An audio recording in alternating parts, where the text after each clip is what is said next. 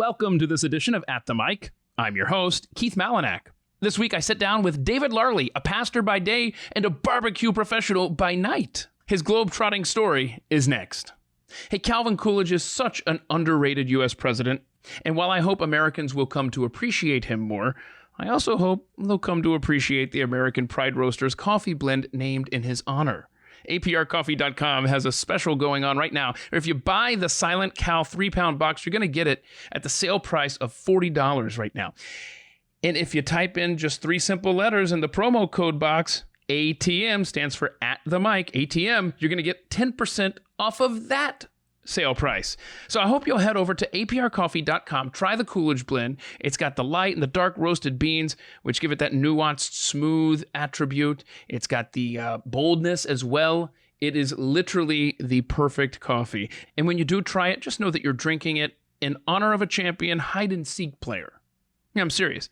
Coolidge used to buzz the guards to come into his office, and then he hid under his desk out of sight. I'm telling you, man, Calvin Coolidge was hilarious, in addition to being a great leader. Head over to aprcoffee.com. Use promo code ATM for 10% off and enjoy.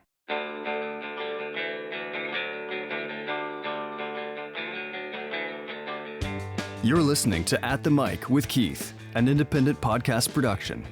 David Larlee is my guest on this week's edition of At the Mic. He tells us how a conversation over lunch changed his life forever, how he, a Canadian, ended up in Dallas, Texas via Great Britain. I just enjoyed really getting to know him. He sat down with me. We talked about that. We talked about curling, of course, and about barbecue on this edition of At the Mic. Joined here in studio today by Pastor David Larlee. That's right. Okay, and we just met 5 minutes ago. We go way back. Pastor Larlee, we know him through a mutual friend, someone who used to work here at the Blaze, Mercury One. And I mean, it's a pleasure meeting you just through the emails and the texts and just the last 5 minutes. This is going to be a fun conversation, man. I hope so. And if it's not, then... Well, there's something else we can do. Then our apologies to the audience. Yeah, what's that? Some barbecue or something? Yeah, you name it. Yeah, we street race down the Riverside Drive, or you call it, whatever you'd like to do. Wow. I'm in a rental car right now. I'm not racing with a Chevy Equinox. Oh, golly. No, you're not. So you're from Canada. I am. So New Brunswick? That's it. Wait a minute. Is New Brunswick, I should have looked this up. Is that the province that has like 30 minutes? Like the time zone is all weird on one end of it? No, that's Newfoundland. Okay, I mean, because they're so similar, right? Yeah, well, I'm sure you appreciate that. Right, No, what is that? New Brunswick's next to the state of Maine, and so any preconceived idea you have about Maine's probably right. And New Brunswick, where we grew up was on the northern tip of the province. So I grew up literally seeing the ocean and the mountains every day. It's either the beginning or the end of the Appalachian Trail, depending on your perspective. So I'm going to show my complete ignorance here. Somewhere up there, Leif Erikson landed. That wasn't anywhere near where you grew up, right? I don't think so. That might have been Nova Scotia. There Yeah, I go probably. doing it again. Yeah. Sorry about that. No. People drive through New Brunswick to get to Nova Scotia usually. Okay. Well, I mean, I know it's a long and winding road to get you to the U.S., so let's just start with your childhood there in Canada. Your mom, by the way, pretty high profile, right? Yeah, that's right. Tell us about her. Yeah, so Mom, when I was young, golly, I think I should have looked up the dates, but still in elementary school, my mom trained as a lawyer, as my dad, and they were looking for a woman who was bilingual, spoke English and French, to appoint to the federal court. And there she was. So at a young age, my young age, and I guess her young age as well. She was already in law, right? They didn't just randomly pick somebody that could speak to she'd done law school, and she'd been articling for someone, and actually had joined briefly my dad's law firm. Okay. He had his own practice at the time, and then, was appointed to in Canada, the Court of Queen's Bench, Family Division. That's a big deal. Yeah. Yeah. It was for us because it changed everything. Because you said that the equivalent of like a state Supreme Court here. That's right. Eventually, that's where she ended up, So, we had the talk where she said, I can't be fired. It takes a joint act between the House and the Senate to remove me from my position. unless you bring embarrassment to the family. So, that was kind of, it's the thing growing up with parents in the legal profession. We were generally caught before we thought of doing something wrong. So That's pretty awesome. Yeah. That is, the pressure, right? Yeah, but it was amazing because it meant all of a sudden that mom and dad were able to give us opportunities that others wouldn't have. So, okay. Yeah. Because you have 2 younger sisters. Yep, that's right. And they had to kind of be on their best behavior growing up as well, huh? They did a little bit, and although I don't think they were ever tempted as much as I was to act out, so that's good. I see. Because, a lot of times I'll have guests over here in that chair talking about their siblings, and a lot of times they're in the same town or they're spread out over the country. Your sisters are all over the world. You guys are really spread out. Yeah. Anne, who's 3 years younger than I am, she is currently in Frankfurt, Germany. Wow. And she works in the opera field as... How's that doing with COVID? You know what? It's amazing how COVID has led everyone to innovate. And so she is, the technical term is repetiteur, and I don't know if she likes it, but I call her the diva coach.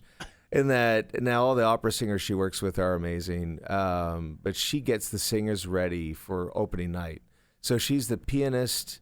She's fluent in every language they sing in, and she just gets them ready to perform. So when opening night starts, her job's almost done. That sounds like fun, though. Yeah. My gosh. And then that's Anne.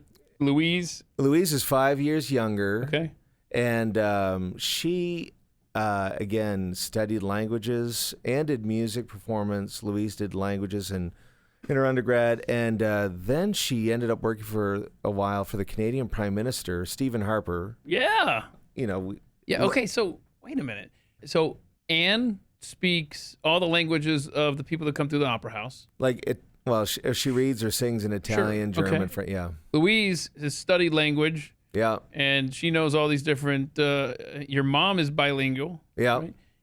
Please tell me, do you just know the English or do you have other stuff up your sleeve? Because, the bar is set high here. Yeah. So, Dad's also bilingual. And I learned to actually swear in French before I did in English. Oh, see, now that's an applied skill that I would love to have. I only have a couple of those Spanish words up my sleeve, but... Well, and, it's funny because given what I do now... Yeah.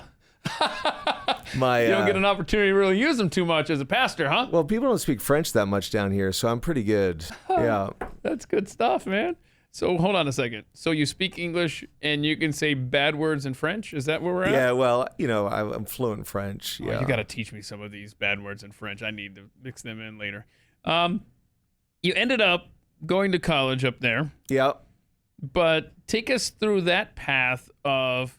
Because there were some very interesting experiences, life-changing experiences along the way. Yeah. So take us through, kind of your college experience and how you eventually ended up in the U.S. So I went to a small liberal arts college in New Brunswick, Mount Allison University. I think the population of the town, Sackville, when school was in, had 5,000 people.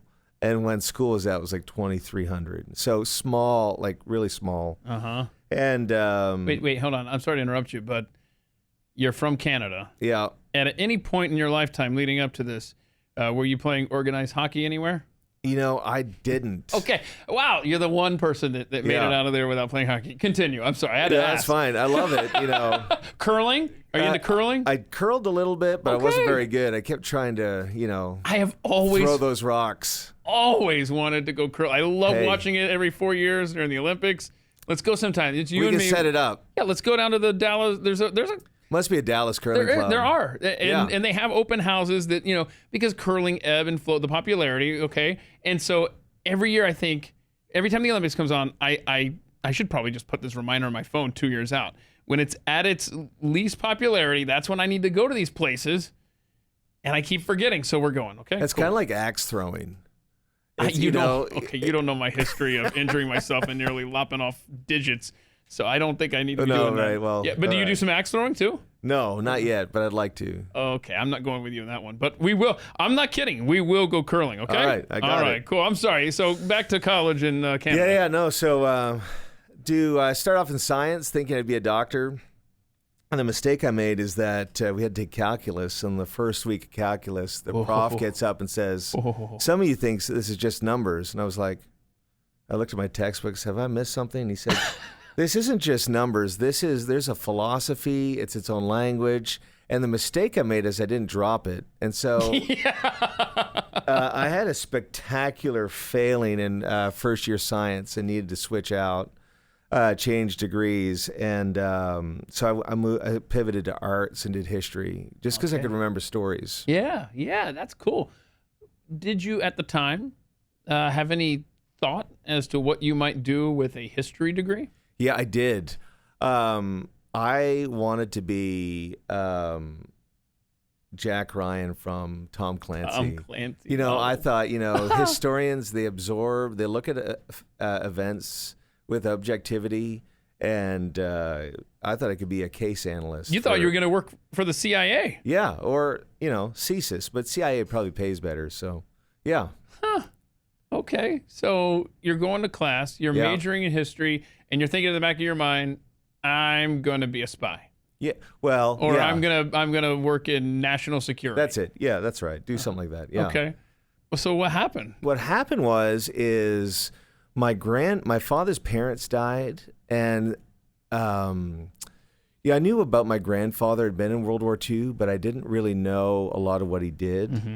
I, like a lot of vets, found it hard to talk about. Yeah. And I remember one summer when I was just switched to history, kind of floundering what I was going to do, and we found these audio cassettes that I'd never seen before. I'm sure my dad and his family knew all about it, and I started to listen to them. And what happened was in 1978, the year I was born, my grandfather was in a car accident and broke virtually every bone in his body. So he's recovering, and he starts to record his memoirs about how he was a prisoner of war. He was a straight air gunner in a Halifax bomber, shot down over Berlin, gets put in this prisoner of war camp, made famous by The Great Escape with Steve McQueen. Right. And he talks about how he was involved in The Great Escape, digging tunnels, just doing everything they could to try to escape. And, Wow. And so it was kind of like, it was really significant to me. Two reasons. One is I suddenly realized, oh, wow, there's a bigger story that I'm a part of. And the second thing is that if you're studying history and you come across like a treasure chest of primary documents, like it was just, it was a home run, as it were. And I took them to one of my professors in my undergrad, and he said, well, you got to write about this for my class. And so I did. And without telling me, he sent it off to get published. Oh, wow. And so that meant that all of a sudden, my trajectory kind of changed. And I think, like most parents, I'm sure you're the same, we kind of think that if our kids follow our example to a certain degree, do what we do, it'd be great. And so I think mom and dad always wanted me to do law, but this meant all of a sudden there was something else I could do. So I finished my undergrad in history, then found a university outside of Toronto that was going to pay me to do a master's in yes, please. in this. And, I kind of already had a head start. So I moved to Toronto, or London, Ontario, outside of Toronto, and tried being a grad student for a while. And I got my degree in a year. And that's when I think mom and dad were wondering what I was doing, and, asked their friend, the bishop, to take me to lunch to sort me out, give me the life-changing talk, as it were. And he said something to you at that lunch, correct? That really changed your life forever. No question about it. That's right. And I wasn't, I've apologized since because I wasn't very kind, but I'd become really disillusioned by the church, or just hadn't been prepared for maybe life as I thought. So anyway, he asked me over lunch. We're at the Lord Beaverbrook Hotel, which is in the provincial capital. It's where it's where all the politicians have their lunches. So, and he's there in his pink shirt and all his, big cross and all that stuff. And we start talking, and he asks me, what do you think of the state of the church in New Brunswick, the Anglican church? the Episcopal churches that were here in the U.S. Mm-hmm. And for the first time that I can remember, I told someone in authority what I thought, not what I thought they wanted to hear. Right. And I was surprised by what came out. And I led with, I'm not sure how you sleep at night. You're closing churches. You need to be opening them. I'm in my early 20s. I go to church for an hour, and it doesn't really have any bearing on the rest of my week. Mm-hmm. And kind of ranted a bit. And I stopped. I looked at my club sandwich, and I thought, well, this is going to be interesting when Mom and Dad hear about this. And I picked up my club sandwich, and he said, have you ever thought about training for the ministry? And everything seemed to speed up and slow down. And this crazy thought went through my head that I'd never entertained before, which was study theology in Oxford, England.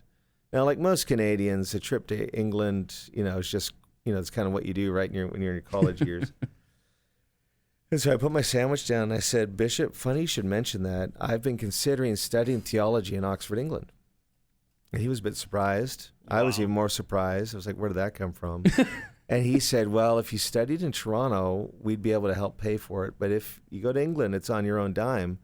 And again, I said, well, Bishop, I'm new to this God stuff, but if money's the only hindrance, that can't be a big hindrance to God. So let's try, let's see if we can do the Oxford thing. Very cool. So you do eventually get over there. Yeah. And it was amazing. I got in, got accepted. It was wild. I worked 3 jobs that summer, saved, sold what I could, and then I was packing my bags and 9/11 happened, which, just, it was crazy time. But I was on the first flight over to England after, when the flights resumed. And it was the best flight ever. I think it was me and 12 air marshals. I had like the whole section to myself. Yeah. And the air flight attendants were bored, and so it was a great time. But it meant that all the money I'd saved turned to nothing because obviously the stock market went wild. The Canadian currency took a hit against the British pound, and so I had enough for 3 months. And I kind of got there, and I prayed my favorite prayer, the Jerry Maguire prayer, which is, Lord, you got to show me the money if you want me to stay here. I had a feeling that's where the Jerry Maguire prayer was going to go. Yeah, that's right. And I got a student loan, and then this amazing charity in the UK. I wrote to 15 of them, and 14 flat out rejected. And the last one said, yeah, we think this is God, and we'll pay half. All right. Yeah, so. How long were you over there then? 3 years. 3 years. And that's where you met your wife, Rachel. That's right. Is she from Britain? Or? She is. Okay. She grew up just outside of the city of Exeter. Okay. So southwest, yeah. All right. And you guys met?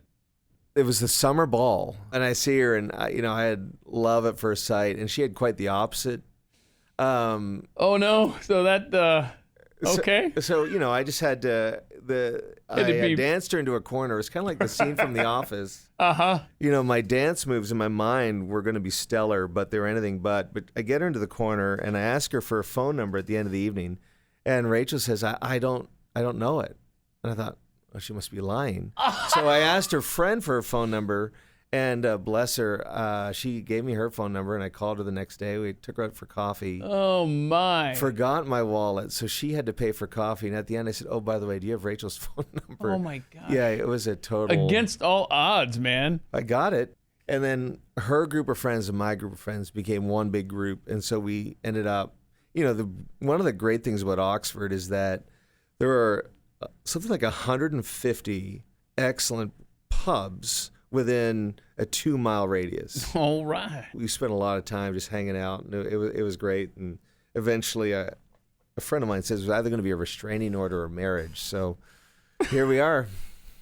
I was thinking something along those lines when you said you backed her into a corner, and I'm thinking, okay, this could go one of 2 ways. It looks like No, it went really well. So how did y'all end up in Dallas then? So after getting married, we moved to London. I worked for a church in the inner city in Battersea, which is just south of South Kensington. And it was one of those areas that when we moved in was on the edge of turning from blue collar to upper middle class. Okay. And we were there for 9 years. It was just it was an incredible time. And then we felt at the end of that, it was time. We'd had 2 boys, Ethan and Thomas. And you're up to 3 boys We're now. up to 3, yeah. So we've got 2 British Canadians, and 1 Texan. Yeah, how do 2 foreigners get green-lighted to come move to America? How does that work? Well, it's all, so we got invited, headhunted or recruited to come work for a church here in Dallas. Okay. And so started the immigration process, got the visa work done, then applied for green cards. And then while we were here, which is it's wild trying to immigrate to this country. I mean, we love it here, and But it's not easy, huh? No, and I think the thing that I wasn't prepared for. I mean, I'm good at filling in forms, but I think we had 2 years where there was just a steep learning curve, where you're just having to learn new things. Just about how it works here. And there wasn't, maybe we didn't access a roadmap that was there for us. I don't know. But anyway, it worked, because I tell you, after being here for 6 months in Dallas, I overheard Rachel say to her mother, who's still in England, I don't know why we would ever leave. I mean, it's just, Dallas is definitely our home. So how long of a process was it for y'all to I guess, get a green card, right? Yeah, so we first came in on a religious workers visa, and that happened. The job was meant to start July 1st, but we didn't get here till just after Thanksgiving that year. Okay. So it just took a while. Now, are y'all citizens now? No, we're still waiting through. We've got our green cards, and then I think we've got a couple of years before we can apply for a citizenship. All right, well, good luck. Let me know if you need help. I don't know that I would have a pull with anybody whatsoever, but you could be my character reference. I was gonna say, do they have those character references? Oh, yeah, I'm sure. Okay, cool. I might just add one in for bonus. All right, yeah. And Rachel, because I ask a question, what's in your Amazon cart right now? And I mean, is there an update? Is there anything in there that because you say there's always art supplies in there because she has a business, RachelLarleeCreates.com. Yeah, so Rachel is a school teacher part-time and has her own art business on the side. Okay. And the term is she's a textile artist. So she does like watercolor and painting, and then will sew stitching into it. That sounds pretty intense. She's amazing. She's doing this project with for Mother's Day, which is this Sunday, in case you've forgotten. By the time this podcast posts, it'll be a reminder for the next Mother's Day. That's right. Where she is making these Mother's Day cards to raise money for a local charity we love called the Dignity Project. Okay. Which partners with Exodus Ministries, which takes women who are coming out of prison, gives them a job, and they work through Well-Grounded Coffee over in East Dallas, trains them to be baristas, reunites them with their children, and just puts a network around them so that they just get a fresh start. I mean, that's and so cool. We've got this massive dining room table, and it's just become this production for she's making these cards. And oh, wow. So at the moment, we've got gold leaf paint in the Amazon cart and something else I can't remember. Yeah, so. Okay, all right, very good. So you're a Canadian. Yep. Married a Brit. Y'all live in Dallas, Texas. How did you end up getting into Texas barbecue? As I guess as a hobby is what you would call it, or it started as a hobby, and as you know, Keith, with your wife being in ministry, when you're in pastoral work, nothing ever resolves, right? You're kind of going from one thing to the next. And a mentor of mine a long time ago said, you need a hobby that'll just ground you and help you connect to the real world around what you do. Oh, that's and cool. so I was on this drive in rural Alberta, which is like I'm an the Edmonton prairies. Oilers fan. Are so you? Oh, well bring done. It. Yeah, okay. I still remember clearly what I was doing when they announced that Wayne Gretzky was leaving the Oilers. I do too. I wasn't even an Oilers fan at the time. It was 12:13 at lunch. I was about to chow down a craft dinner, and the world stopped. Yeah. Man, but what a guy. He's done so much for hockey. It's just, he's got his own brand of bourbon now. Wait a minute. How did I miss this train? Or maybe What? it's whiskey. I don't know. Scotch. Yeah, he does. I gotta find this. I think it's called 99. Oh, well, okay. Obviously, It should be. you fly into That's awesome. the airport there in Edmonton. You'll see it. It's everywhere. Which before COVID, You I could. had planned to. Me and my son were going to go up for a hockey game, and then the world stopped again. But he is a class act. Wayne Gretzky telling another player, Connor McDavid, that you're going to be better than me. I mean, that's humility. That's pretty awesome. And so far, it's looking pretty good. And it's so generous too, which we don't find often in celebrity culture. Yeah. So I'm on this drive, and we're driving through southern Alberta. Okay. And I don't think we're ever going to get there. Like, it's just long, and it's like hours. And I'm driving with this friend of mine, Daniel Bell, who lives in Nashville, really connected to the country music scene, but also a food critic. He knows like so much. Like he knows everyone who's doing anything in the restaurant industry in Nashville. Great guy. And I said, hey, Daniel, I'm thinking of a hobby. Tell me about smoking meat. And this is like 6 years ago. And he talks me through every system, talks about the big green egg, and talks about all this other Traeger, the pellets. And he says, what I would suggest you do is there's a great veteran-owned smoker being released called the Pit Barrel Cooker. And it's an 18.5-gallon barrel. And he says it's fantastic. If I was to start, that's where I would start. So I went home, ordered a Pit Barrel Cooker, and it was fantastic. I started smoking, and I don't know how many people before COVID you all used to have through the house, but we were always having people through the house. And so catering for that kind of stuff, what do you do? And so I just started smoking for these people coming in, and then friends of mine would bring their meat over and ask me to smoke it for them. And then they got lazy and started to say, hey, you source the meat, and we'll buy it from you. And so in 2018, I started looking into what would it look like to turn this into a small business. Oh, wow. Started reading stuff like Accounting for Dummies, and I just find it really refreshing. Yeah, I know that when I start a brisket at 4 a.m, by the end of the day, I'll have something to show for it. Mm-hmm. And anyway, so it's fun. You remind me, if my neighbor is listening to this, thank you for all of the smoking of the chicken and the meat that you do for us. But I'm the lazy neighbor who's like, so you gonna be smoking anytime soon? Because I got some stuff for you here. No, he's always offering if I have anything, and I take it over. And I love that. That is a talent. That is a skill. That is an art that I wish I possessed. But unfortunately, I just leech off of people like my neighbor and my brother-in-law. But I'm glad there are people like you, because it helps people like me. Yeah, because that's what he always asks me. My neighbor's always asking me, so tell me if that's too dry, or tell me if, basically critique it. Yeah. Because they're you guys are probably learning as you go, and I give honest feedback. It is always excellent, Robert. So wait, while you were talking there, though, I picked up your use of the word y'all, which someone from Canada, probably that's not in the vernacular up there. Do you remember the first time you ever used that word? And did it stun you when you heard it coming out of your mouth? No, I think you're absolutely right. It is. I was a quick adopter of the word. And my old boss, Philip Jones, who hired me at All Saints Dallas, he's from Dallas, born and raised, but he has got the best Texan accent. And the way he said y'all, and then taught me that the plural of y'all is all y'all. Ooh. It's just so economical. Yeah, that's right. All y'all. Yes. Okay. Sorry. And it's a good catch, because y'all works for men and women. Yeah. You all.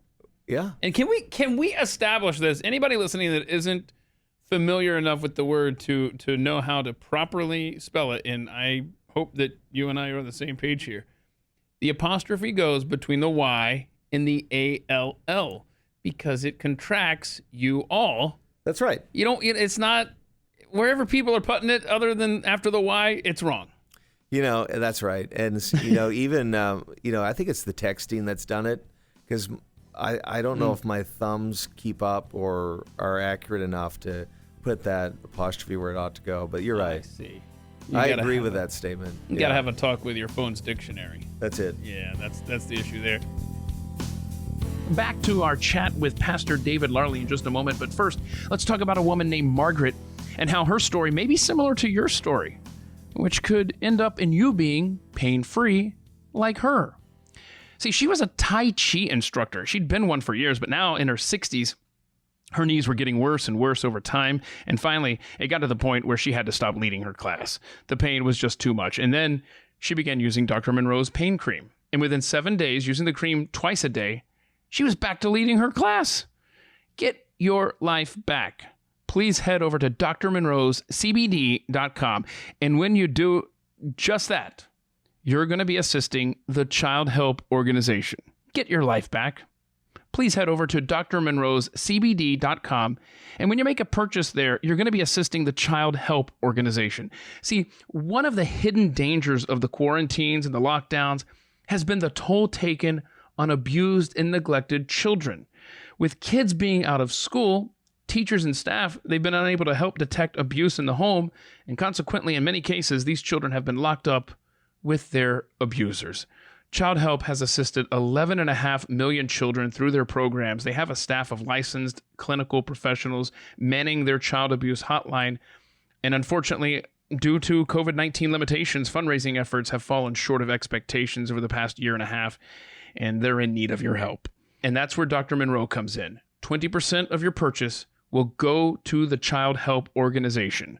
Head over to drmonroescbd.com and help a child while you help yourself get pain-free. That's drmonroescbd.com. Did you? I don't want to be presumptuous, but you brought something in. I did. I mean, let's not. All right. Well, I was going to bring you a T-shirt, Okay, but I was trying to think of what I could smoke and bring you in, and I just ran out of time. So rain check on the meat platter that was going to come in. We'll get that when we go curling. When we go, yeah, that's right. We'll do all the meats. But I did bring you something. Yeah. Oh, I'm excited. All right. He's reaching for a. Oh, cool. Thank you. Ha! I love hats, man. I don't know if you know this, but I did. I took a guess. Yes, this my is wife, really good looking, man. Rachel looked at the T-shirts I had, and then looked at the hats. Said, "I think the hat's higher quality." Oh, so there you go. So where can people buy your stuff then? Well, I don't sell them just yet. I kind of give them. We use them when someone comes in and buys a big order. They'll get a little bit of swag, and I also have some stickers. I don't know. You are a sticker guy? I mean, my kids. Yeah, and I've got some. Yeah. So anyway, there's the logo. See. And just for the record, here, I'll fling it over here. Oh, almost. Yeah, so wait, where do people go to get your stuff, man? Smokedmaple.net. Okay, I love this. He's got the Texas Lone Star above the maple leaf.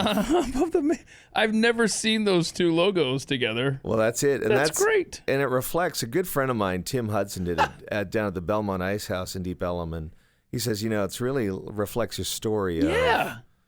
Canadian. So did you come Texas. up with that company name? I did. That's a great. That is genius, man. Because what we do is we glaze the meat halfway through the cook with maple syrup. And I think this is cool. It's dude. pretty emotional. Smokedmaple.net. That's it. All right, y'all check that out. I know I'm going. That's pretty cool. My goodness. Now I'm hungry. Like it's getting close to lunchtime as we're recording this. I should have saved that chat for the end of the podcast, but no. And I've got a late lunch today, which makes it even worse. They're the worst. Right? Okay, I got to talk to you about Yacht Rock Radio. The reason being is there was a recent episode of At the Mic. Kate Hyde was my guest, and she mentioned Yacht Rock Radio. It was new to me then. Now it's come up again here. What am I missing out on with Yacht Rock Radio? Yacht Rock Radio, it's a station, I think, on playlist. It's on Sirius, right? Yeah, Sirius XM. I've just never noticed it. And it rotates into the main stations seasonally, and it's just like what is it, pop rock from the 70s and 80s. Mm-hmm. Like Hall & Oates. Yeah. Kenny Loggins. All that great stuff. And, during COVID, I'd listen to that, I put it on, and immediately I was on a beach in Florida, just in my mind, watching the water go by at a dive bar, and I was happy. Yeah. So is Jimmy Buffett a staple of Yacht Rock Radio? I think so, yeah. Okay, I can get into this. I'll check it out. It works. I still need to go and listen to that channel. Okay. Let's see here. 5 possessions. If you could just keep 5 possessions. I mean, green card one of them, passport another. Tell me about the watch and the knife. Are these specific watch and a knife, or just in general? Just in general. Okay. Just making sure there wasn't some historical story or something with something, because you want to know what time it is. Yeah. When you're stranded on an island or whatever. I should be more specific with this question. Like, because if I said stranded on an island, you only had 5 possessions, that'd be a different answer. That would be. But I think a knife would probably be on there, huh? I probably wouldn't need my passport if I'm stranded on it. Right. I gotta fix this question. Journal and a pen. Do you write down? Do you find yourself writing down a lot of thoughts? I do. It just kind of, I try to journal just to get stuff out.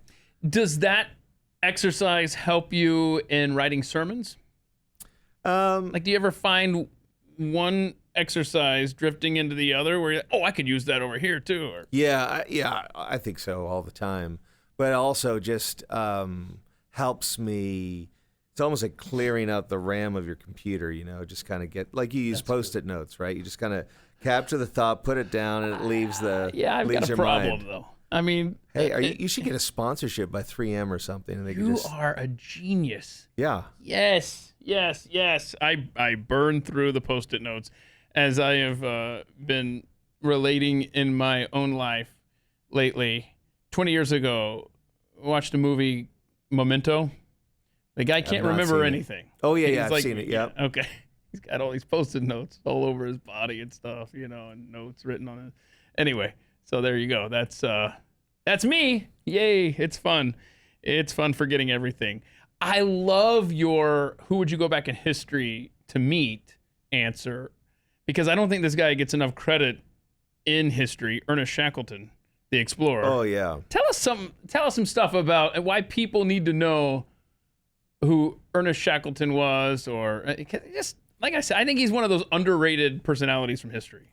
I think what draws me, I love reading biographies of the old school explorers. Mm-hmm.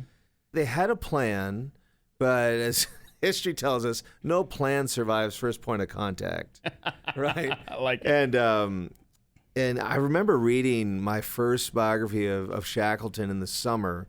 It was hot, and they set out to the South Pole, and I just remember being cold the whole time, and it's and like, why am I so cold and it's so hot outside? I'm not even in Texas where the AC's on, right? Safety tip: read about Ernest Shackleton in the summer. Yes, not during the ice apocalypse of Texas. And I think what struck me is they raised money for this expedition. They put everything together. They get the boat. They get all the stuff, and then the boat gets stuck in ice. Right? They get shipwrecked, and he doesn't even, according to the memoirs and everything, he doesn't even think about it. He pivots, and the mission is no longer South Pole. It's get everyone home safe. Yeah, and he does. And it's, and it's just hardship after hardship they hit. And he's just so resilient and has this mental toughness that to me is just so compelling. I love to just sit down and, hey, just what was going through your mind, when you're trying to get to Easter Island, or, okay, we're at Easter Island, but we're on the wrong side. So we got to go over the mountains. It's just this guy can't get a break. What I like and what I'm kind of excited to see, and I guess we won't see it now for, 15, 20 years, maybe sooner, is, Shackleton and, they were forged in crisis. They were really, they had it all there, but the crisis is what kind of was the catalyst that turned them into the heroic leaders that the people around them needed. And so, COVID-19, everything we've gone through in this last year has been one kind of, some ways you could say, one crisis after another. Yeah. And, to be looking for those people who, that's been like a catalytic experience where they've actually been forged in it and start to see some of those heroic qualities come out. I think it's an exciting way to look at it. Well, let me ask you this. Someone like me that just knows bits and pieces of his life, is there one particular book or anything that comes to mind that you would suggest? Or Well, I read, so the one I read most recently is a book actually called Forged in Crisis. Okay. And it looks at 5 different leaders. The other one's Dietrich Bonhoeffer. Oh, yeah. You know, some, Yeah. I'll be honest, I stopped reading after the Shackleton bit. So I think the rest of the book is good. Well, but let's be honest here. And I can't tell you how many books that I start that I just don't finish, or I skip around and I'm like, I want to know about this part of this person's life. And, there's just not enough time in the day to read all of the stuff that I want to. And we're constantly being pulled in. Look at the Post-it notes, 12 different directions every day. It's really tough to read. That's why audiobooks, podcasts such as this one at the mic, are helpful because you can multitask. Yeah, and if you need to, you can play it at twice speed. Oh, Or half speed. I mean, you could, but I don't know that you want to hear me on helium. Well, or me for that matter. No, that's good, man. I like the Ernest Shackleton stuff.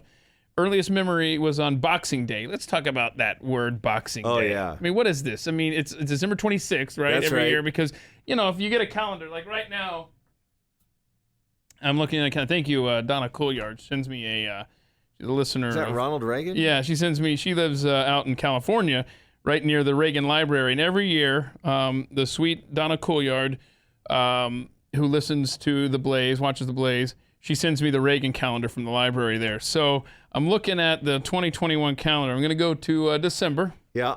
And I have not checked this ahead of time. Oh, no. Oh, no. Oh, wait. All right. Now I've got to call the Reagan Library. Because on December 26th, it doesn't say Boxing Day Canada like every calendar in my life. It says Kwanzaa begins. Wow. What is... Okay.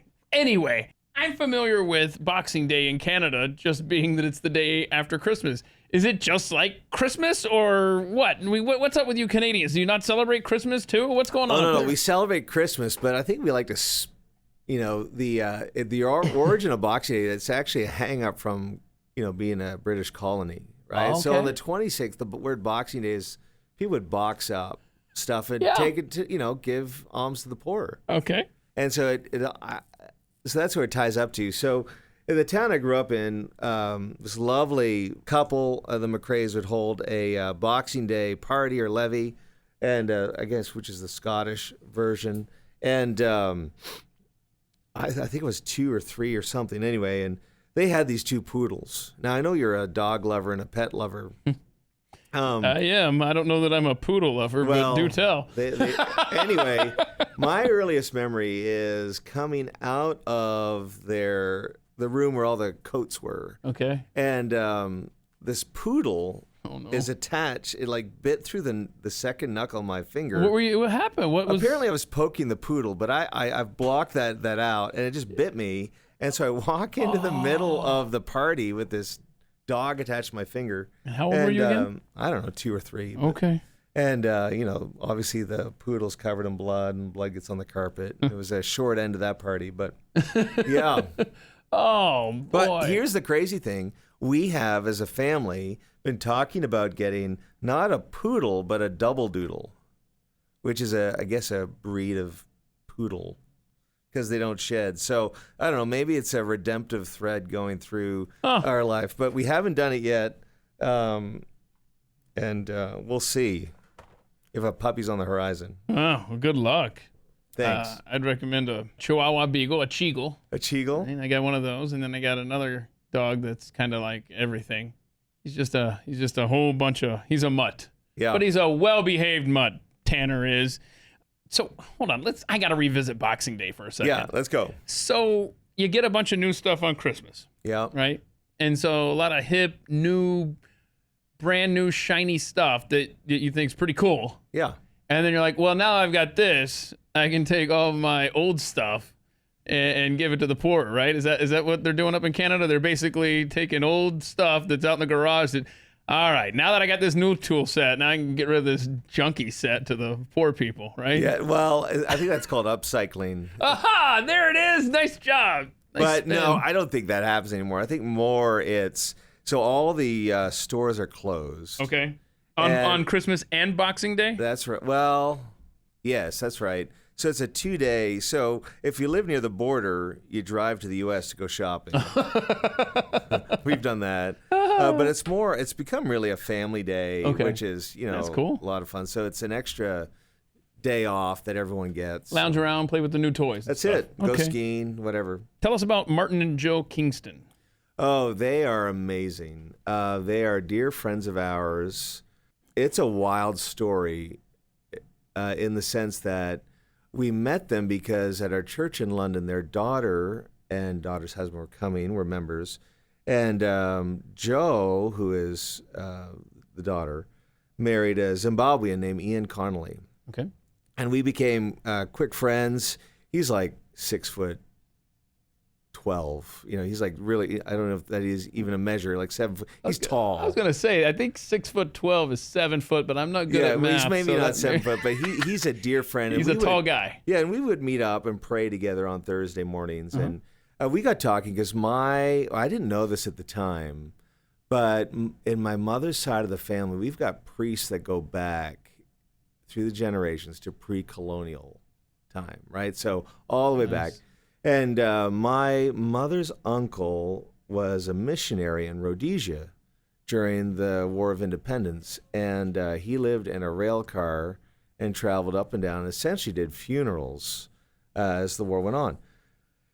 Anyway, so as Ian and I are meeting, we start talking about Zimbabwe, and we realized that his family sponsored the mission that brought my great uncle over to Zimbabwe. So like his family and my family knew each other 2 Wow. generations ago, and now all of a sudden here we are praying together in London. Oh, cool. And so Martin and Jill, we got to know them, and then they, I don't know, it was a different time. I was younger. I loved to work. I didn't realize things were necessarily. I didn't have an up-to-date picture of myself, which often young people, I feel, don't. And a couple of things happened. It's about 14 years ago. Rachel's father was diagnosed with vascular dementia. And at the same time, the ministry in the church starts taking off. And I would do it so differently now. What I should have done is taken a leave of absence from the church and supported Rachel, who was having to go down. She was head of a school at the time, so huge pressure on her shoulders, and going down to see her parents as much as she could and going through that. And anyone who's ever had a loved one go through dementia or even vascular dementia, you kind of lose them in intervals, right? So though when he died, the losing of him had happened sooner. And I had seen that as a distraction, and I really wasn't there I didn't support Rachel the way that, you should. Mm-hmm. And instead I poured myself into work, and all of a sudden, her father dies, and I'm on the couch. Marriage is just kind of, it's just in a really tough spot. And then Martin and Jill invite us to their house for a weekend. And he is one of the top, I think he's retired now. He was one of the top lawyers in London. And so it was the best thing. That weekend was amazing because he basically cross-examined me for the whole weekend. Did you know going in that this was going to be kind of a... I was so desperate to make it work. I was up for anything. Okay. And then, we left, in separate rooms. They did this counseling with us, this ministry with us, and we left having renewed our marriage vows, and, things were just fantastic. And Jill and we still, we touch base with them regularly. He has, after that, for the rest of the time we're in London, which I want to say is about 5 years, we would meet up once a month, once every 2 months, and he'd say, look, I'll take you to a great place to eat. And my job isn't to make you feel good about yourself. It's to make sure you're in touch with reality. And he would just ask me questions like, do you support Rachel right now? So this is like months after. I said, yeah, I do, of course. And he would say, how? And I said, well, it says, are you pouring your gifts into her first, or is she getting the leftovers? Oh. And, those kind of reality checks, which... Did you ever say no follow-ups? Come on. Yeah, Stop. That's right. No, there was no way out. But it just was so helpful and really helped me kind of hit that place of finding the balance between life and pastoral work, and just terrific. And Jill's been a mentor to Rachel, and I look back on on that couple, and I say, they were definitely their voice in our lives. Without it, I wouldn't be where I am. Wow. And there are others, obviously, but certainly it's kind of also led now that one of the things that Rachel and I happen to do is, have I would say maybe a place where we do talk to couples and help them and walk, only because we've been to the brink and back and know what it's like. You also mentioned you had the thought at the time that maybe you would cancel the lunch with that bishop. Isn't it amazing how what seemed to be innocuous decisions at the time can end up, butterfly effect, being so important and pivotal in our lives? Absolutely. I think that's fascinating. And you wonder how much, I would say that was, obviously as a priest, I would say that that's the Lord's leading, right? And there are these moments he sets up that can be, we talk about time, not just in kind of the measure of time, but there are also these ideas of it's a kairos moment where I would bring in a word that isn't used much today, destiny, where it kind of like can really take a different course. And, So what do you think about that? I mean, I hate to put you on the spot here, but you want to do some destiny talk, or everything happens for a reason theory, or you know, what do you think about, like, does everything happen for a reason, do you think? Or I don't know. I think there's enough. No one's actually ever asked me that, I realize. My own theory is that things do happen, and one of the great joys of my life in London is I worked with ex-offenders. They're coming out of prison. And, when things get chaotic, I think things can just happen. My bigger belief isn't that, does everything happen for a reason? I don't know. But I do believe that there is someone who can redeem everything that happens. And to me, the redemption piece is much bigger, and I have a much bigger faith in that ability that there is nothing, my conviction is there's nothing that can't be redeemed. Now, there are consequences. Often, if we make bad choices, we have to face. But after we've faced them, what does the rest look like? And that's where I think, the role of community, of just having someone to talk to is so important, especially today. Just someone that will listen. So that's my take. I don't know, it might be a bit different, but that's what I think. Sure. Okay. I want to transition from the heavy talk about destiny and those pivotal moments in your life to your most embarrassing moment. Take us to Southwest London. Yeah. And your situation there with the funeral. The funeral story. My goodness. I was wondering. There are a number of them, actually. I've got two. I got one that I thought of since then, but yeah. So we're doing this funeral, and hold on, time out. I'm sorry. So you've added one since this email? Because it wasn't that long ago you replied to this email. I'll give you the one I think you're looking for. So we have several. You if cover you want all a of bonus, them. Yes, please, all of them. Go for it. I'm taking this funeral, and one of the market stall vendors on the high street had died of cancer, and he was very popular and well loved. I don't know, but anyway. So I'm there. I meet the family, his wife and the kids, who are all grown. So he died in his 80s, and they were huge Elvis fans. And in that time, I had sideburns, and oh, no. And they kind of loved that I looked a bit like Elvis, which I was never sure about. Anyway, and they ask. The big thing is the majority of the funerals in the UK that I did were all cremations. Okay. And so when you roll up to the crematorium, there's a chapel. You do the chapel service. And usually there's music you walk into, either live or recorded. And then at the end, after you've put the body to rest, you press one or two buttons. First button, the curtain closes. Second button indicates to the attendant that the service is over. Cue the music. We're done. We're on our way out. Mm-hmm. They'd requested a recording on the way in of Elvis singing Amazing Grace from his hymn album. Right. And on the way out, they requested him singing Abide With Me. Totally fine, whatever. Really happy. And we got through the service. And when things go wrong, you have to make a decision. Do you try to correct it or do you just play it straight? Right. And you got to make that decision fast. Yeah. And this is a mixed crowd. I'm looking out and, some are grieving. Others are not grieving. You wonder, well, why are you here?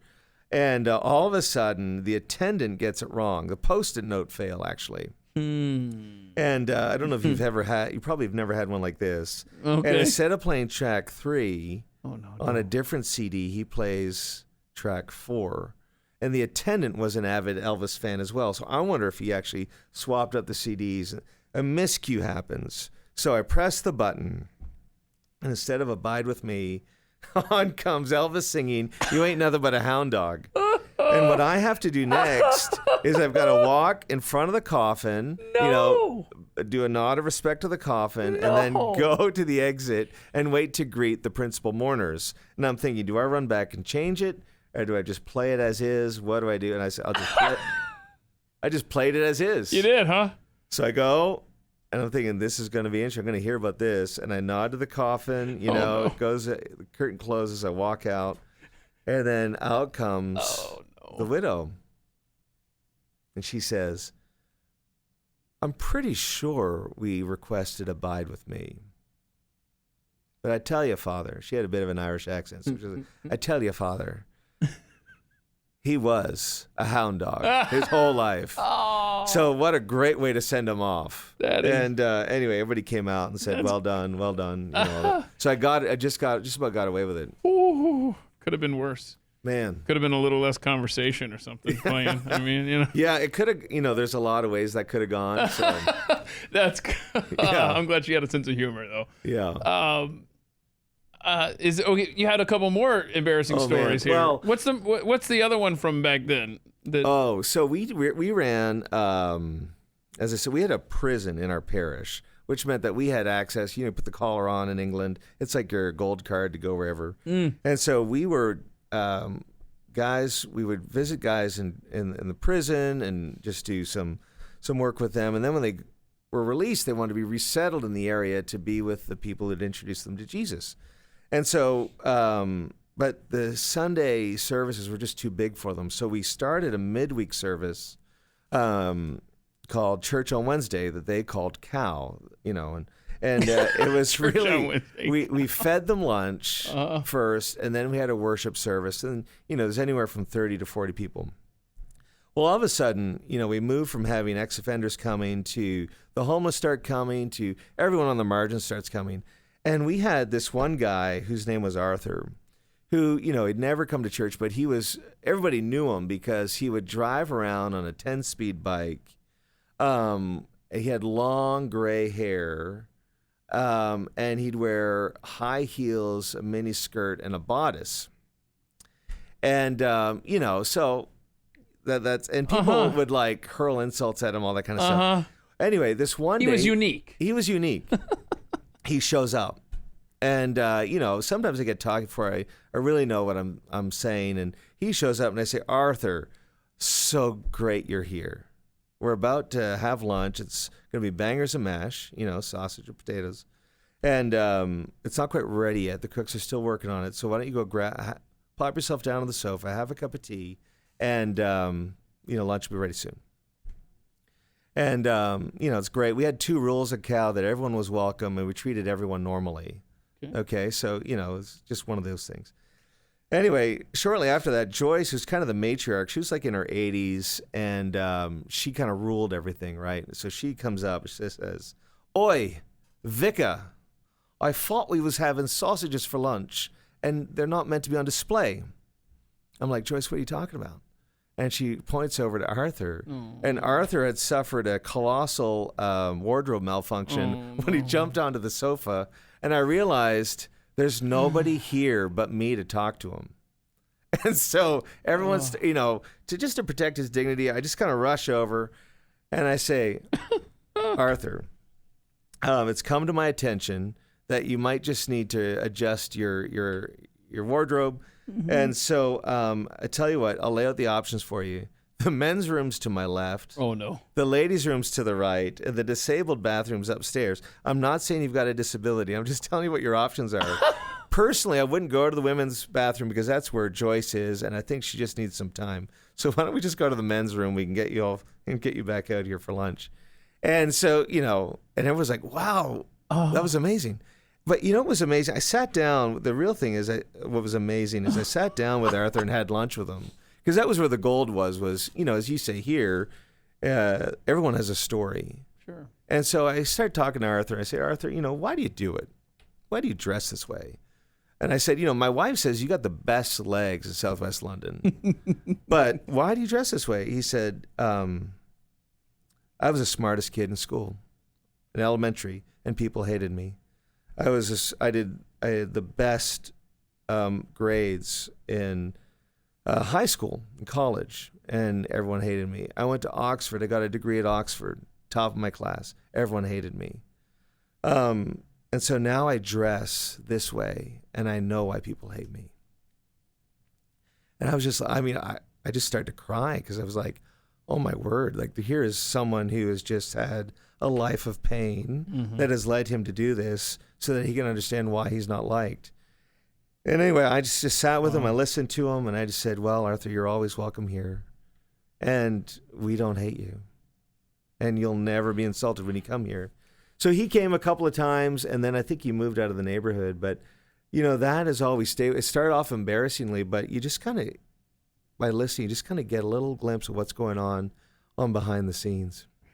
I will say that when you replied to the email, I did a double take when I saw under the question, like, what are some other jobs that you have held?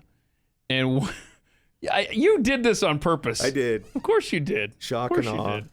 I worked as a stripper at a resort one summer in the housekeeping department. Okay, all right. And you'd go to room, strip the sheets. But yeah, you had me for a minute there. I thought, now wait a second. What? This doesn't add up.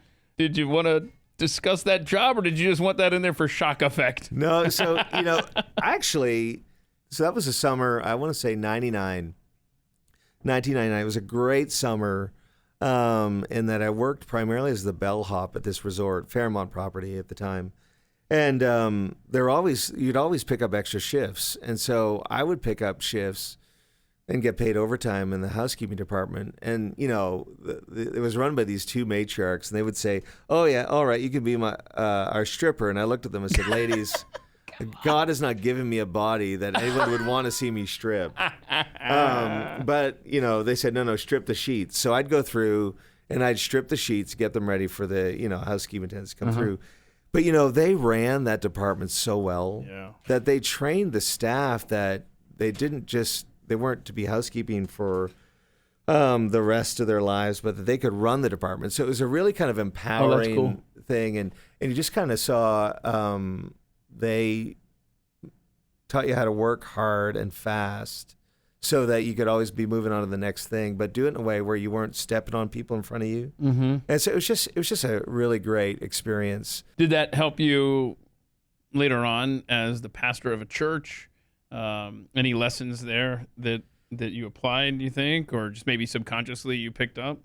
I would say that... Because it's not easy running a church, is it not? I mean... It's not. It seems like it's more difficult to run a church than a business sometimes for multiple reasons. But I think primarily, correct me if I'm wrong, because your perspective is different than mine, is not only are you, quote, in charge of your church, but you're also trying to run it in a manner that doesn't step on anybody's toes. So I just wonder, from your experience, if you can answer this in a way that won't get you in trouble, with your flock. How is that running a church and being the guy that everybody looks to at the end of the day, like, all right, so what do we do? I think... And still trying to smile all the while and share the love of Jesus. The thing I think I took away from my early work experience there is the idea of empowerment. All kinds of different ways that people approach church. They want you to do something for them. Or the Philip Jones, who I worked for at All Saints, was great at this. He would always say, I just want to open holes for people to run in. And so what he taught me to do is someone would come with a great idea and you respond and say, great, what can I do to help you do that? And just kind of spin it around and realize that people, could dream big and run after those. And the other thing too is that working with ex-offenders in that group that I talked about at church on Wednesday taught me that you can be gracious and firm, and you can be loving and have conflict. And conflict, a disagreement, or trying to aim for clean conflict, where, from my perspective, you're trying to work out a conflict without sinning, right? Without kind of acting in a way that you shouldn't, being professional, can actually lead you to a better result. So often I would find the people I would butt heads with the most at church were people who are wired like me. Right? And so why am I, why is it so hard? It's like, oh, okay, so we're kind of wired the same way. That's probably why that's happening. And so just trying to find a way to release people into things that would just help them with purpose. And there is certainly a level of diplomacy that's needed when you're running an organization where, if you're running a factory, if someone isn't performing, you just fire them. Mm-hmm. But you're absolutely right. In a church, you can't do that. Yeah. And so the ability to cast vision and connect what people are looking to do with the overall vision of what we're trying to do in the parish becomes the key point. Would you agree that the state of the church in general was unhealthy a year ago before COVID? And after you answer that one, depending on how you answer it, how is it now, a year into mandates and lockdowns and remote worship and that kind of thing? From your perspective as a pastor, tell us the evolution of the church just in the last year, really. Yeah. Well, I think, first of all, I'll say I come from, in Canada and the UK, the mega church is a phenomenon that doesn't exist there. So I don't feel like I could comment on a church, of any degree of size. But certainly for us, when COVID hit, I want to say 3 or 4 years ago, the church where I served previously at All Saints Dallas, we had just bought a 1920s car dealership a block south from City Hall and a block away from the Bridge Homeless Recovery Center in downtown Dallas. And we got our church to move from Oak Lawn across 75 to downtown. And we went through the whole process with a great team of retrofitting this concrete car dealership into a worship center. And so... and this is St. Bart's... This is All Saints Dallas. So All Saints. Yeah. Where I am now is St. Bart's. You're at St. Bart's now. East Dallas. So if people want to find your church online, tell me if this is incorrect. This is how it's... The URL appears to be bartsdallas.org. That's it. Okay, cool. So that's where people can find you. Currently, Continue. Yeah. Uh-huh. COVID has, and the way that everybody had to respond with such little information early on. And the people who do it well, who've made their careers of, like you, in media, of helping a church go digital, will say that usually it's about a 9 to 12 month process. Well, all of a sudden, the church world had to pivot and in 7 days do it, right? Oh, we were packing for a ski trip to New Hampshire, found out that the ski hill had shut down, and, so we stayed home and then threw everything into, let's move this to an online experience. I would say what we learned is to think local. And that Sunday, the three boys, Rachel and I, sat down to do church at home. And we didn't really, we've been living at our current address in East Dallas for 5 years. And we didn't really know that many of our neighbors. We knew one or two. But Rachel and the boys, it wasn't my idea. They came up with the idea of leafleting all of the houses on our street and saying, we're about to enter in a potentially difficult time, and we believe that if we band together, we can meet every challenge that we face. So this Sunday night, tonight it's 5 p.m., we're going to be in our front yard having a socially distant happy hour. All are welcome. And it was amazing. Everybody came out. Wow. We had a picnic table in the back. We moved it to the front of the yard. We just kind of turned our front yard to the back. And then we got to know everyone. And we did that for a year. Every Sunday, even in the extreme weather, we found ways to do it. And we really got to know our neighbors. I couldn't imagine, we had investors call the house, say, can we buy your house from you? I was like, no. And they're like, well, why not? Because I would have to leave my neighborhood. Wow. And, I've really grown to love the neighbors. So the idea of thinking local, I think, has really come in to the church thing. And what does it mean to be a neighbor? Which has obviously been around since Jesus said it, love your neighbor with all as you love yourself. So the local thing has happened. I think, and that is so healthy. Yeah. I think everyone would agree that COVID itself has been a net negative on the world, and you pick the category. But I think this goes back to what you were saying earlier through chaos, as far as look what good has come out of this. That's that right. would not have happened if not for COVID. Yeah. It's a shame that it took a global pandemic to do this, and we're all guilty of this. Of not taking advantage of what's right in front of us until we're faced with a crisis. And it's just really cool that you guys were able to turn that into something really positive for your community. Yeah, and I think, knowing everyone's name is tough. Mm-hmm. And, the churches that I've been a part of, I've been able to know the majority of people's names. And I think, that's the balance, is not just being able to know their names, but know some of their story. Because when you know that, it's like what you're doing here, you get to know the story behind a person. You can understand a little bit more about why they might be like that.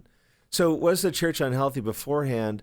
I think, as always, there's health, and then there's things that we could do, as a friend of mine says, more better, right? And there are obviously things that maybe we shouldn't have been doing. And I think the things that we shouldn't have been doing have all fallen away to the side because they weren't important. Mm-hmm. Whereas COVID helped a lot of churches really look and see what are our core values. Let's bring those into alignment. Let's really lead with that. So kind of like after 9/11, huh? Yeah. Tragedy, but people want... It helps reset and humans refocus. want to gather, and they want to congregate. Have you, last question on this COVID and church fallout stuff, the argument can be made that if you make something more accessible, then more people will take advantage of it. So, hey, look, we now have online church, so more people have that at their fingertips. They could literally lay in bed on Sunday morning as opposed to, I don't like getting up and going in. Well, now you've got the option. You can stay home and you can watch online. From your perspective, whether reflecting on your church or just what you've learned in general in the last year, would you say that more people are actually taking that to heart? Or has COVID and the breaking of the church habit, for lack of a better term, now that that's been broken, have people, for, again, lack of a better term, fallen away just completely? Or are they actually taking advantage of this technology that they said that they needed in the first place? I think it's probably a both and. Okay. I mean, I always tell people, look, I'm not you're spoiled for choice in the Metroplex for good churches. Yeah. And I'm not, I've never said I'm the best preacher. And now what we've realized through COVID is you can get the best content delivered to your screen. You can watch The Mandalorian and then a sermon, and then, whatever, without even getting dressed. But the thing I think that what the church does, and this is the challenge that we're all working through, like families suddenly through COVID got a lot of margin. Nobody was going to sports. They weren't taking their kids on Saturday to sports games. They weren't doing all this kind of stuff. They were just at home. And we don't really know if we'll ever how much we'll get back from families, right? So what does the future of like Sunday school look like? Well, nobody knows, because if I want the best class on X, I can get it on YouTube, right? Or you name it. What we do have is availability and that deeper need to connect. And so we started, at All Saints, we were encouraging people to come back to worship in person, following all the social distancing guidelines. I want to say back in August to September. And then, same at St. Bart's, we're doing that. We're doing our best. And we'll see. I think I know a number of people whose health concerns are such that they're probably, at least for even now, for the next little while, even having with the option of vaccination, are going to be worshiping remotely. But that on its own isn't enough. We got to come around and see how else we can connect and go along those lines. So before we go, the custom garage. Yes. Dream of yours. Yes. I'm telling you, this could have been written by my son as this. This is what you wrote. The custom garage is a dream. I love watching shows where people turn wrecks into hot rods or restore classics. There's something about hearing the roar of an engine that brings me to life. My son's got to come to one. He could help you put this thing together, I think. But do you want kind of like a Jay Leno type setup, or what are you hoping to accomplish at some point as this fun sounding hobby here? Well, I guess the intent is a way to connect. The thing about Smoked Maple, and we'll do events, we'll show up pre-COVID, set up a pop-up barbecue pit, and I'll talk to people all night. And people will tell me things just as I'm slicing sausage or whatever that they probably wouldn't want to tell a priest first off. But then I'll say, but you realize I'm a priest, right? And I think, the one thing that I've learned is I've always believed that church has a key role to play. But being a small business owner, I see with new eyes now the role that small businesses have in the very fabric of community. So COVID hits.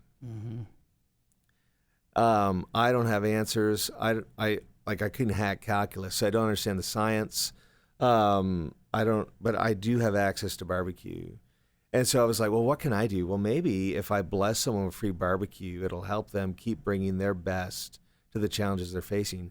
So literally the crazy thought, we talked about crazy thoughts being hinges, that went through my mind was, it was as if God was saying, hey, I've given you a barbecue business. I need to borrow it. And so we fed doctors and nurses at the local hospital in the COVID unit. George Floyd happens. I'm talking to the off-duty police who do the security at our church. They're demoralized, but they're the exact right police officers we need in the force. And without thinking, I say, hey, come by my place on Friday, and I'll give you 100 pounds of ribs. So we feed the night, and I didn't even know the date, but so July 4th, that night shift, ate 100 pounds of my barbecue. And the photos of them in the lunchroom, and then things just started to go. And so before I knew it, in the years we gave, and then I have friends, good people, who are going about the whole social justice thing the right way in South Dallas. I say to them, hey, you only barbecue? I'll send you 100 pounds of ribs. I've never seen a grumpy person eat ribs. It's something about, a friend of mine says we're trying to bring joy to the world one rib at a time. Right? And so what we see is small businesses have a place where they can build community in a way that is specific. So, that's I think barbecue, the great unifier. Well, we ended up giving away 2 tons of barbecue in a year. So the custom car garage idea would be, this would be a great place to connect the community, provide jobs, and then just become a hub, for culture. So That's cool, man. Keep me updated involve on your that. son. Yeah. Keep me updated on that progress. Lots of places to find you. Instagram, Yep. Smoked Maple. There's smokedmaple.net. Yep. Greatest logo, by the way, ever. I just love it. On LinkedIn, Dave Larlee, Larlee. Have we covered everything today, do you think? I think Or- so. All right. Well, I appreciate you making time and coming down here, and it was great getting to know you today, man. Keith, this has been so much fun. When are we going to go curling? Hey, a week from next Shrove Tuesday. Wait, That's what my mother always said. She'd say, anything you want, ask a week from next Shrove Tuesday and you'll get it. next Rove Tuesday? Shrove Tuesday. Next Shrove that's Tuesday. That's Mardi Gras. Oh, yes. Okay. Mardi Gras and yes. curling gets pretty heated, though. We probably want to start, in the summer. Summertime. Okay. Well, we'll do it. Maybe on Canada Day. Canada. July 1st. July 1st. Oh, Canada. I do have the Canadian national anthem memorized now after all the Oilers games that I watched. So It's a glorious I thing. love it. All right, man. Thanks so much, David Larlee, Pastor David Larlee. Thanks for making time on At the Mic, buddy. Anytime. Well, I hope you enjoyed getting to know Pastor David Larlee. He's truly just a great guy.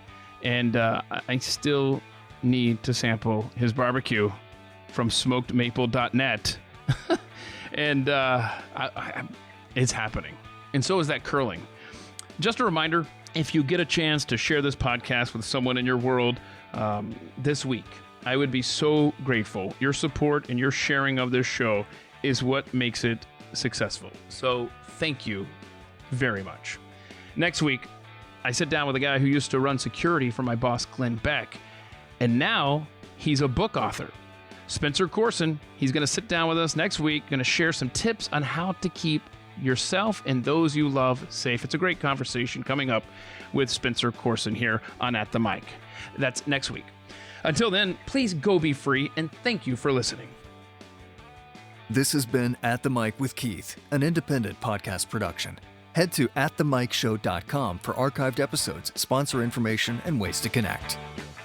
Hey, did you know there's At the Mic Show merchandise now? Yeah, and it's currently at a big discount for a limited time. Head to atthemicshow.com, look for the shop button at the top of the page, or make it easier on yourself and head to atthemicshop.com. Enter in code FIRSTTIMEBUY at checkout, and you're going to get $5 off and free shipping on orders over $55. That's offer code FIRSTTIMEBUY at atthemicshop.com.